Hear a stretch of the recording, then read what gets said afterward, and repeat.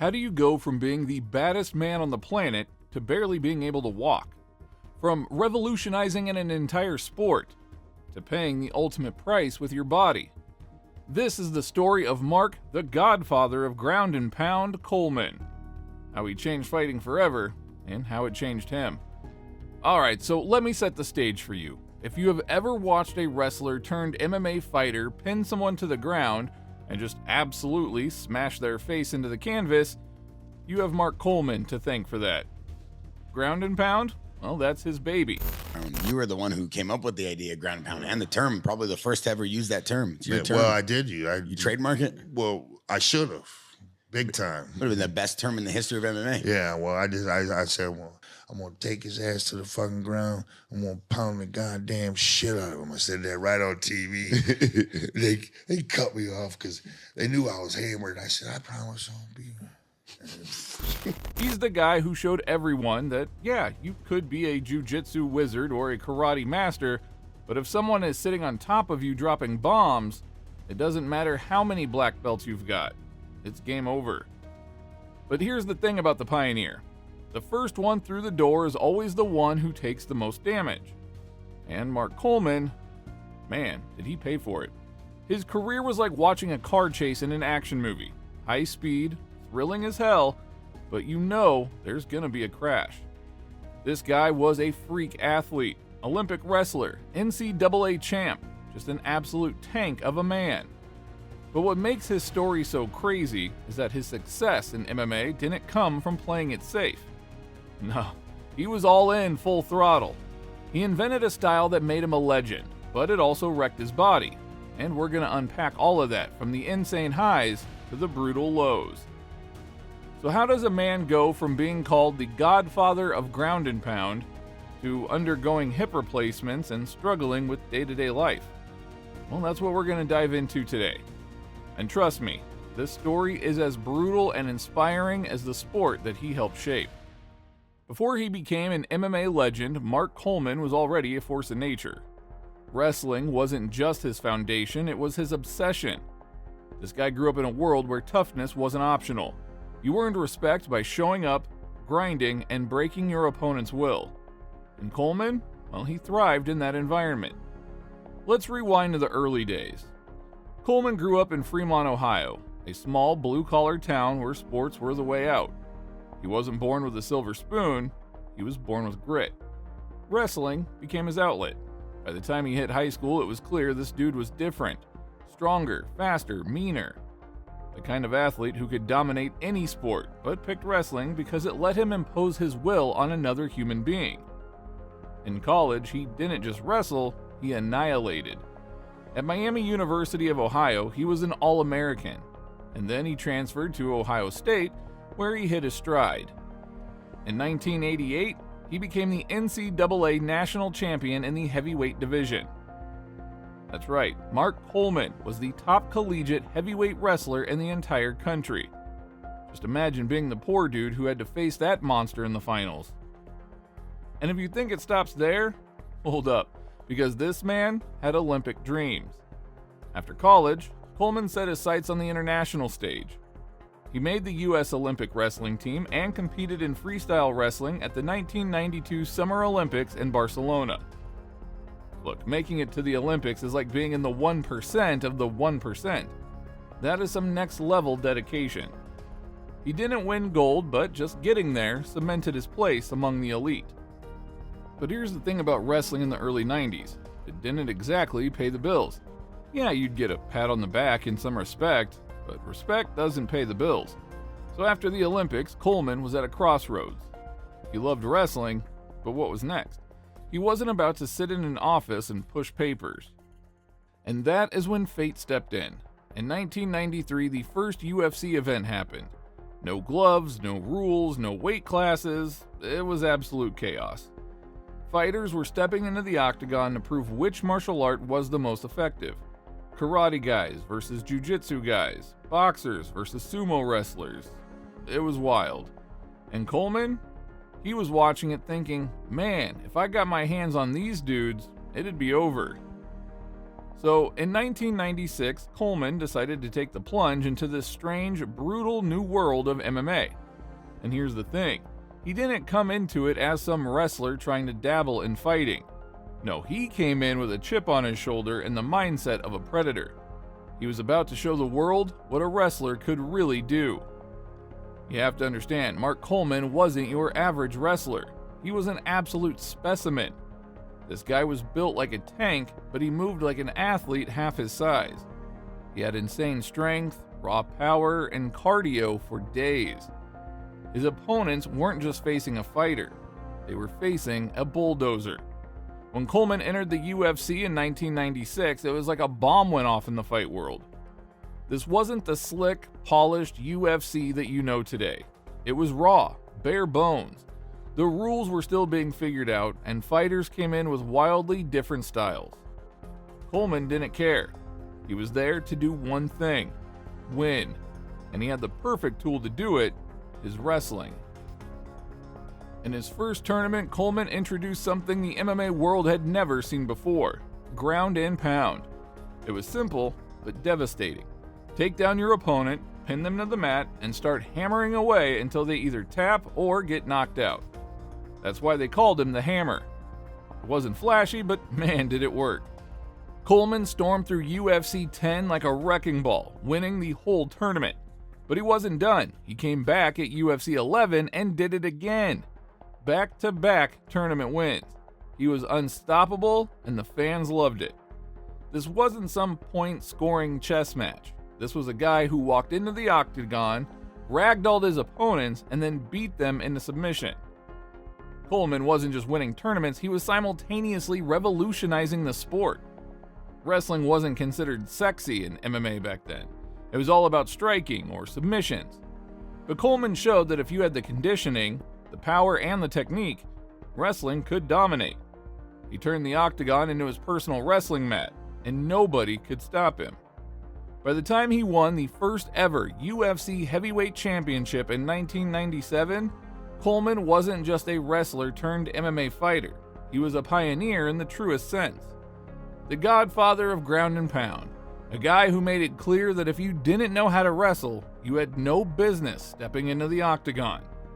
I had to interview Mark Coleman after he choked out Dan Severn.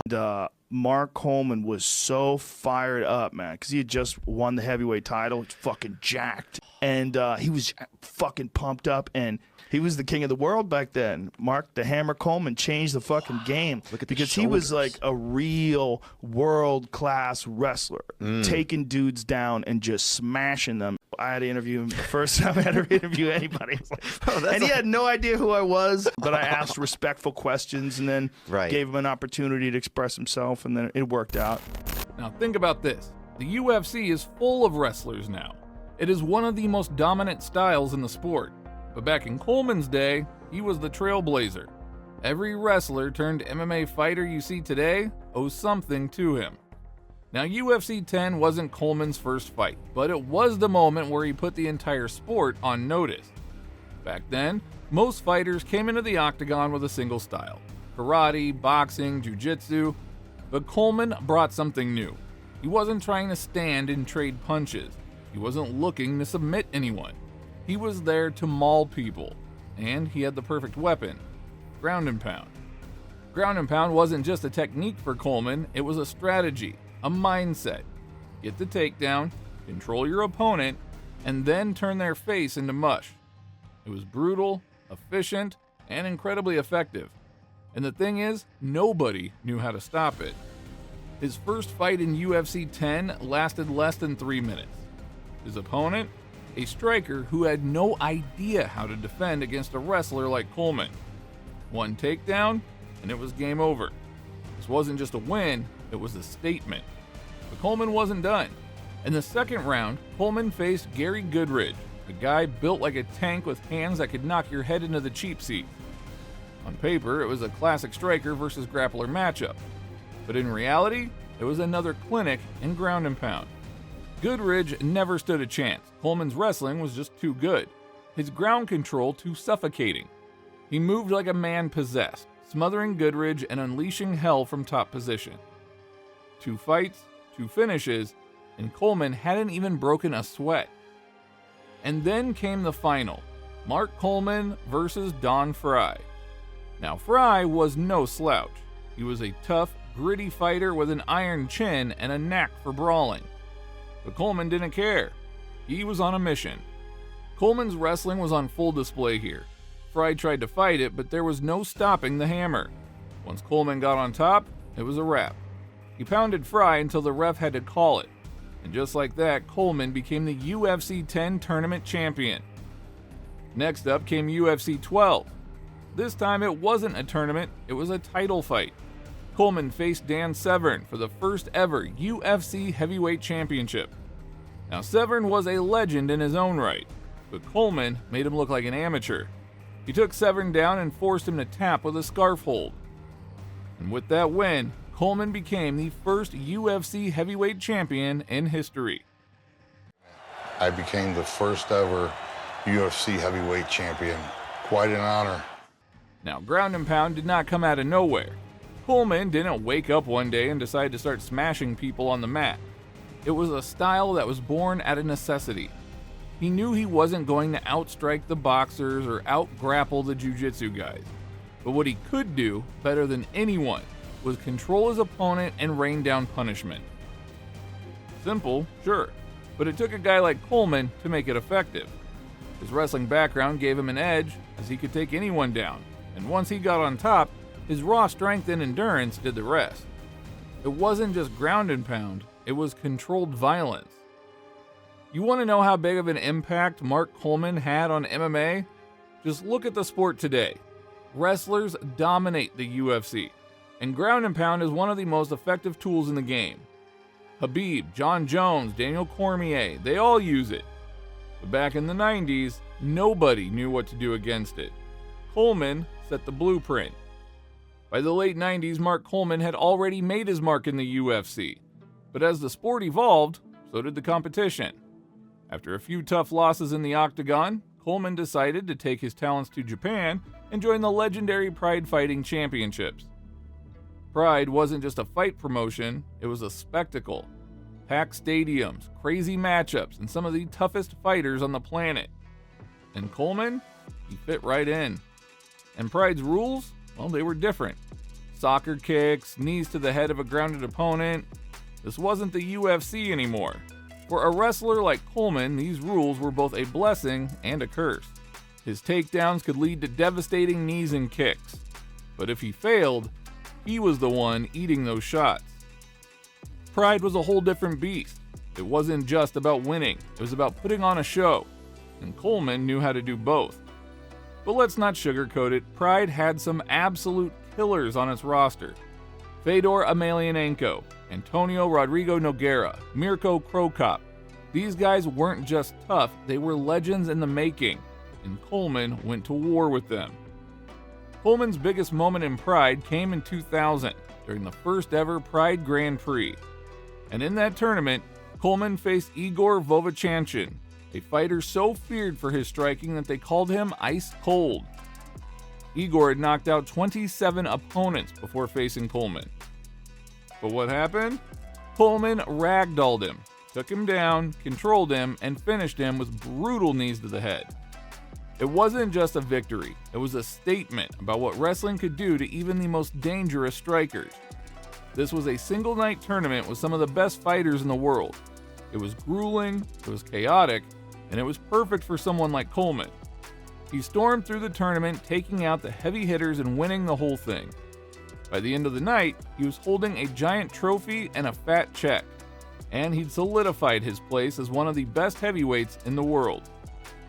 This was peak Coleman, the godfather of ground and pound, dominating in one of the toughest tournaments ever held.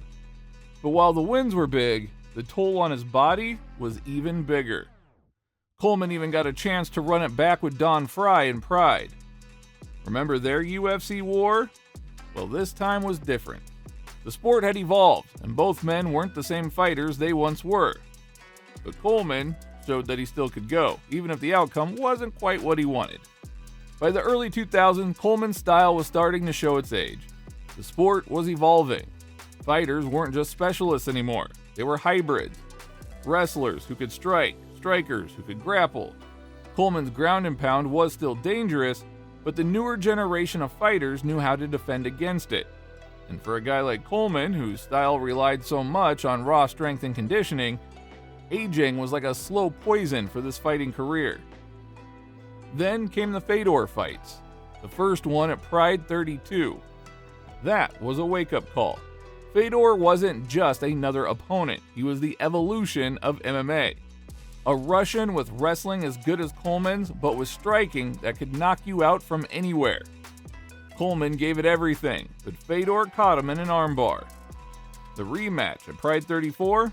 Same story, different submission. These fights weren't just losses, they were passing of the torch moments. The game had changed, and Coleman, the guy who helped change it in the first place, was now facing fighters who had studied and improved upon everything that he had pioneered. Fedor was a machine, fast, precise, and deadly in every area of the game. Coleman fought him twice in Pride, and both times Fedor came out on top. Coleman gave it everything he had, but it just wasn't enough, and you could see that the toll it was taking, not just on his record, but on his body. But here's the thing about Mark Coleman. He didn't know how to quit. Even as the losses piled up, even as his body started to break down, he kept fighting. It wasn't just about the money or the fame. For Coleman, fighting was who he was. It was his identity. By the time Coleman retired, his body was a wreck. In Coleman's own words from a 2019 interview, "My body is shot. Years of wrestling, years of fighting. I can barely walk sometimes. These hips, man, they're just destroyed from all those takedowns. Years of wrestling, training, and fighting had taken their toll. He underwent multiple surgeries, knees, back, shoulders, but the worst of it was his hips. Decades of shooting for takedowns and smashing opponents had ground his joints to dust. Coleman had to have both hips replaced. Now think about that for a second. The same legs that powered his legendary takedowns, the foundation of his entire career, had to be rebuilt. And the recovery? It wasn't easy. His replacements are no joke. For an average person, it is a tough recovery. For a guy like Coleman, who spent his entire life pushing his body to the limit, it was a brutal adjustment. He had to relearn how to walk, let alone train and stay active. The surgery was rough, Coleman revealed in 2020. When you have been an athlete your whole life and suddenly you can't even get out of bed without help, that messes with your head. But what choice did I have? My hips were bone on bone. Speaking about his recovery in 2021, Coleman admitted, "I pushed too hard, too fast, for too long. We didn't know any better back then. Now I'm paying the price. Every morning I wake up and it takes me about an hour just to get my body moving right." Even after the surgeries, Coleman's health struggles didn't stop. Chronic pain, limited mobility, and the mental toll of no longer being able to compete. It all added up.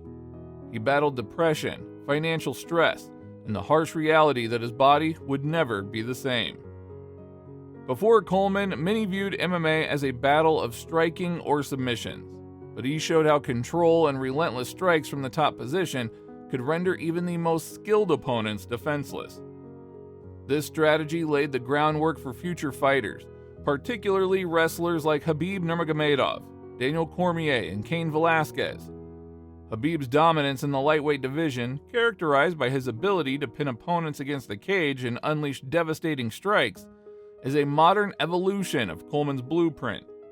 Daniel Cormier's Olympic-caliber wrestling and his ability to mix strikes seamlessly on the ground are further testaments to Coleman's influence. Additionally, Coleman's role as the inaugural UFC heavyweight champion and Pride Grand Prix champion cemented his place in history. He proved that wrestlers could thrive in MMA, opening the door for countless athletes from similar backgrounds. His success also paved the way for a greater appreciation of athleticism and conditioning in the sport. Being a pioneer in MMA came with its share of hardships. Coleman fought in an era when fighters had fewer resources and limited medical care. Training camps were rudimentary compared to the scientific and data-driven systems of today. Coleman often endured grueling battles with minimal recovery time, fighting multiple matches in a single night during tournaments. Financial stability was also a challenge. Unlike today's superstars who earn millions, fighters in Coleman's era often struggled to make ends meet. Despite these hurdles, Coleman soldiered on, earning respect for his perseverance and tenacity. These challenges shaped his character, making him not only a trailblazer, but a symbol of resilience in the MMA community. While Mark Coleman's achievements in the cage are legendary, his recent heroic act outside of the Octagon has elevated him to new heights in the eyes of fans. In a story that spread like wildfire across the MMA world, Coleman rescued his elderly parents from a burning house earlier this year. It was a cold evening when Coleman noticed smoke billowing from his parents' home. Without hesitation, the 59-year-old rushed into the burning structure, battling flames and smoke to ensure his parents' safety. Despite the dangers, Coleman's instincts as a protector took over. Both parents were successfully evacuated, while Coleman himself suffered injuries that had to be treated in the ICU. His bravery captured the hearts of fans around the world. This is UFC Hall of Famer Mark Coleman after he rescued his parents from a house fire. I'm the happiest man in the world. I swear to God, I'm so lucky.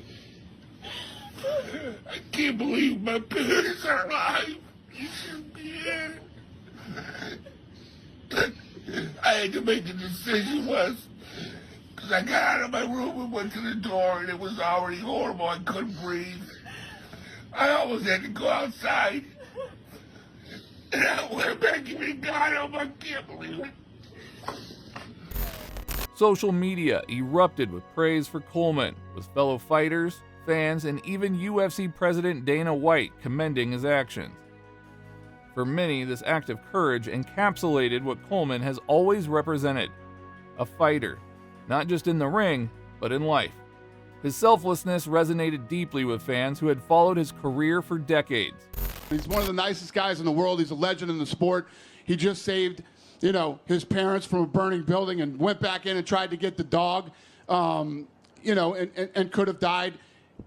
Mark's been through a lot of things in his life. He's battled some demons. I don't know if you ever win battling demons, but he's winning. I think he's got a great relationship with his kids, and he's in a good place, man. So I'm happy for him. It was an honor to honor him tonight.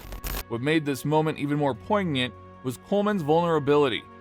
In interviews following the incident, he spoke about how much his parents meant to him, and how grateful he was to have been there to save them. The honesty further endeared him to fans who saw not just a fighter, but a loving son and a man willing to put everything on the line for family.